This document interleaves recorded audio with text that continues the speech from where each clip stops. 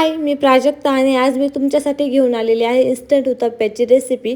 9 महिन्यानंतरच्या बाळाला आपण देऊ शकतो किंवा मग 1 वर्षानंतरच्या बाळालाही आपण चालू करू शकतो। तर यासाठी मी घेतलेला आहे दुधी भोपळा, गाजर, कांदा, टोमॅटो आणि थोडंसं बीट। तर कांदा, टोमॅटो छान बारीक चिरून घ्यायचा आणि जो दुधी भोपळा, गाजर, बीट आहे याला आपल्याला किसून घ्यायचा आहे। तर कांदा, टोमॅटो बारीक चिरून घ्यायचा जेणेकरून मग दाताखाली येणार नाही आणि मुलं आवडीने खातील। आणि राहिलं गोष्ट दुधी भोपळा, गाजर, बीट हे छान किसून घ्यायचं।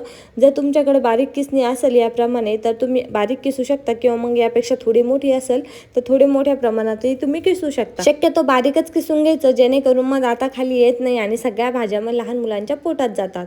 तर आतापर्यंत जर आपल्या चॅनलला सबस्क्राईब केलेलं नसेल तर लवकर करून घ्या, कारण की अशाच नवीन नवीन आणि छान छान रेसिपी मी तुमच्यासाठी घेऊन येणार आहे आणि बरंच काही आपल्या चॅनलवरती भेटणार आहे। तर लवकर जाऊन सबस्क्राईब करा।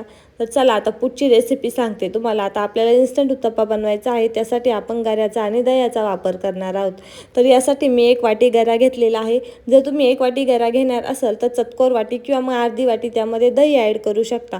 जर घरी बनवलेलं दही असेल तर ठीकच आहे, ते छान असतं, किंवा मग तुम्ही विकतचं घेऊ शकता। आता मी चितळेचं दही घेतलेलं आहे आणि त्यामध्ये कढीपत्ता, त्यानंतर ज्या आपल्या सगळ्या भाज्या चिरलेल्या आहेत त्या सगळ्या त्यामध्ये ॲड करायच्या आणि खरंच खूप छान लागतो हा उत्तप्पा। लहान मुलंच काय, आपण पण आवडीने खातो, एवढा छान लागतो। आता यामध्ये तुम्ही हिरवी मिरची कट करून टाकू शकता, पण जर तुमचं बाळ हाताने खात असेल तर शक्यतो स्किप करायची, कारण की मग तोंडामध्ये जाण्याची शक्यता असते। आता यामध्ये आणखी मी ॲड केलेलं आहे थोडेसे जिरे, मोहरी, थोडं चवीपुरतं मीठ आणि लाल तिखट। यामध्ये थोडीशी धने पावडर पण ॲड करायची जेणेकरून टेस्ट आणखी छान लागते। आता तुम्हाला जसं पाहिजे असेल त्याप्रमाणे तुम्ही पाणी ॲड करून घ्यायचं। इथं जवळजवळ 1 ग्लास पाणी मी ॲड केलेलं आहे।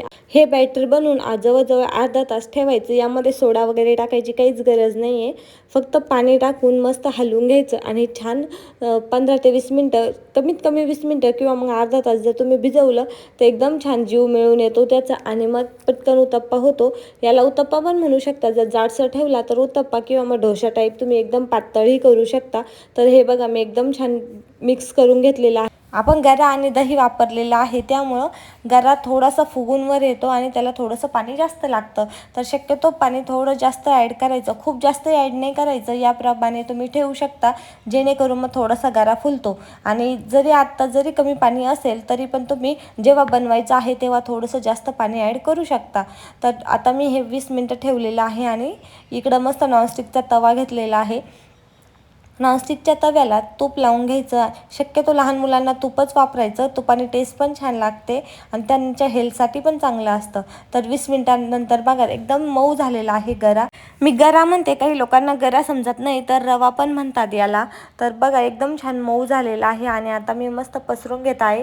मला उत्तप्पा नाही पण डोसा टाईप एकदम पातळ बनवायचा आहे, म्हणून मी छान युनिफॉर्मली स्प्रेड करते आणि याला कमी गॅसवरती ठेवायचा। तव्यावरती पसरून घेतला की त्यानंतर आपण त्याच्यावरती थोडीशी तुपाची धार किंवा मग तेल टाकणार असाल तर तेलाची धार टाकायची आणि एकदम छान पसरून घ्यायचं। आता शक्यतो आपण झाकण ठेवून 2 मिनटं त्याला शिजवणार आहोत, कारण की त्यामध्ये आपण भाज्या टाकलेल्या आहेत आणि लहान मुलांना द्यायचं आहे, म्हणून भाज्या कच्च्या नको राहिला। आता यावरती आपण झाकण ठेवून 2 मिनटं परतून घेणार आहोत।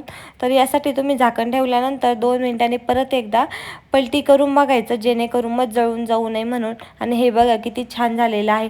आता याला जर तुम्ही नॉनस्टिकचा तवा वापरला तर मग पटकन उलटी पलटी होतं आणि खाली लागत नाही, त्यामुळे शक्यतो असेल तर नॉनस्टिकचाच तवा वापरायचा। जर आपला दुसरा ॲल्युमिनियमचा वगैरे तवा वापरणार असेल तर मग तेल तूप थोडंसं जास्त टाकायचं।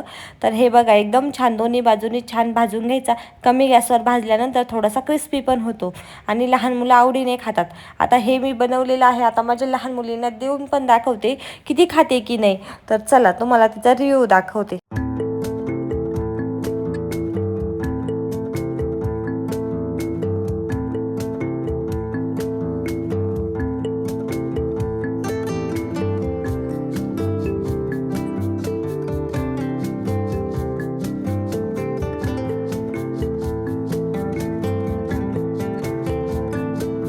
बघा किती छान आवडीने खातात लहान मुलं। मी तिला 9 महिन्यापासून देते।